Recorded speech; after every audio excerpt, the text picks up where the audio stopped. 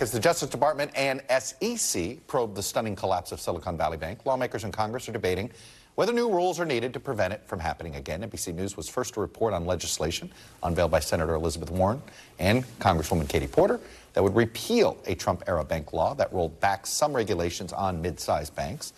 Keep in mind, more than a dozen Senate Democrats voted for the repeal of the stricter banking regulations during the Trump presidency. I'm joined now by Congressman Josh Harder.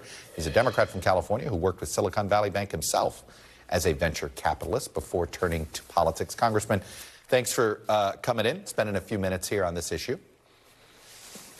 Thank you. So where do you come down on the side of who's ultimately at fault here? Is this a regulator falling down on the job, or was this bad bank management?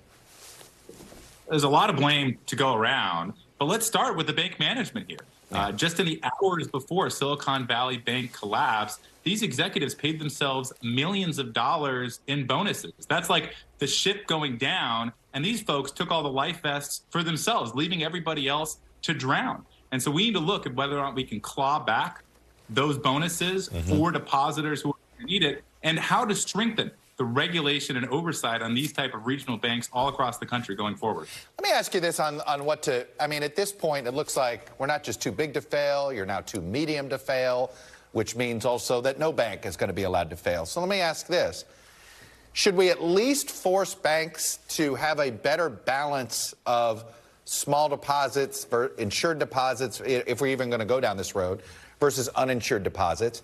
Or are we just never going to have uninsured deposits ever again? I think we're going to need to raise those insurance limits pretty dramatically. And we're going to have banks paying those insurance premiums because they're the ones that were at fault here. They deserve to have a lot more skin in the game. I don't want to be a nation where we have 2 or 3 banks that dominate financial services all across the country. We have to have a position for regional banks continue to thrive. They're the ones that understand local conditions and in rural districts like mine the best. And if you look at Silicon Valley Bank's customers, they were working to cure cancer, working to develop semiconductor chips. They were a fountain of innovation and entrepreneurship. So even as we make sure that there's regulation and scrutiny that has to be higher going forward, I want to keep that vibrant spirit in these regional banks alive. But I want to go back to the management of Silicon Valley Bank because I just don't have a lot of empathy for this idea that, oh, these poor banks, they did long-term investing. You know, the decision to raise interest rates was sort of a shock to the system. And I'm like, whatever you think of the Fed chair, he used a megaphone to let people know that over a 2-year period, interest rates were going up every quarter. Like, this was not some sort of kabuki theater. This was not a shell game. It was being announced with a megaphone.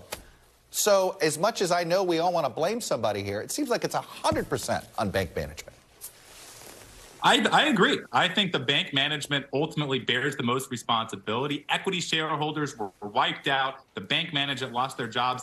There needs to be an investigation about whether or not there's criminal liability as well. The DOJ is investigating right now, and we have to continue to give them the authority necessary to get to the bottom of this. We also, by the way, have to look at regulators. We have a regulation system. Absolutely, it was weakened under the Trump administration, but it still should have been able to anticipate this crisis before this happened. So I'd like to see congressional hearings where bank management and regulators have to answer these hard questions in front of the American public if we're going to make sure this doesn't happen again. Is it as simple as Elizabeth Warren and Katie Porter believe, that this one regulatory decision that was made in Congress to basically weaken the regulation over these mid-sized banks, is that the culprit? If we restore that, would that have avoided this situation?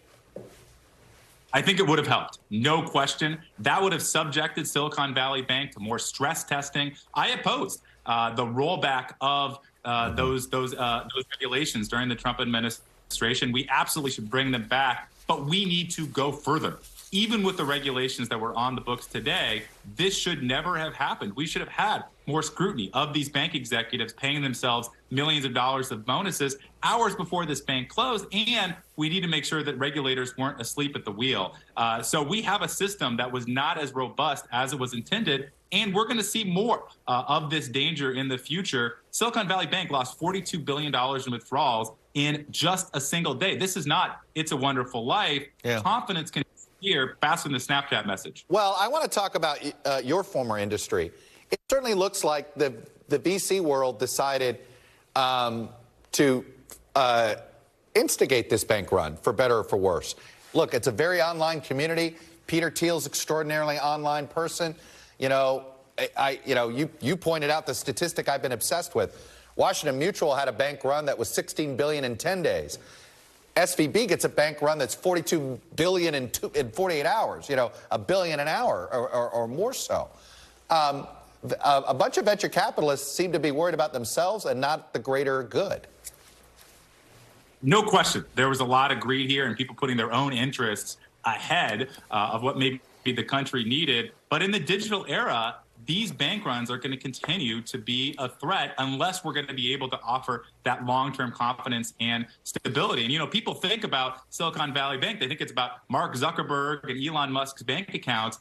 There are farm workers in my district in the agricultural and winemaking to get paid through Silicon Valley Bank. We had to make sure that people could continue to get paid and pay rent. But I guess I want to go specifically. Peter Thiel seemed to do more than just pull his own money out. He seemed to also make calls and say, hey, guys, I pulled my money out. Now you better, too. I mean, it seemed like he helped accelerate the bank run. I think if we're hoping for a system that asks for capitalists like Peter Thiel to avoid their own greed, that's probably a system that's not all that healthy. We need something that is not dependent upon that. We need something that makes sure that even if bank management is greedy, even if regulators are not doing their job, that regional banks continue to thrive. Otherwise, we're going to have a situation like we had facing Monday at 9:30, where we were worried that folks across our community were not going to be able to make payroll. Well, do you feel like we've nationalized our banking system, and do you think we will pull back? Because sometimes once you do these things, you never pull back.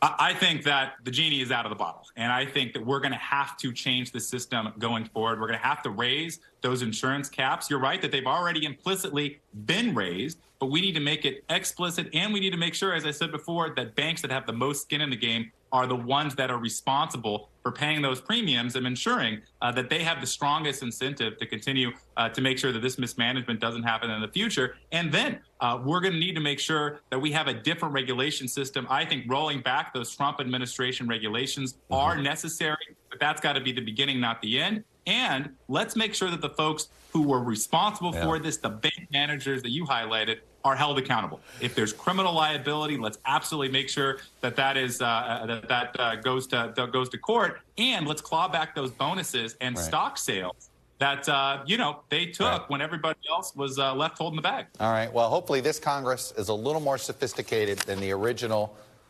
Congress was that dealt with financial regulation, when I could tell you it was like two people that understood what was going on, and it was not a healthy situation. People didn't know what they were voting for. I do think this is a more sophisticated Congress. Hopefully it means we get more sophisticated regulation. Congressman Josh Harder, Democrat from California, thank you for your perspective. Thanks for watching our YouTube channel. Follow today's top stories and breaking news by downloading the NBC News app.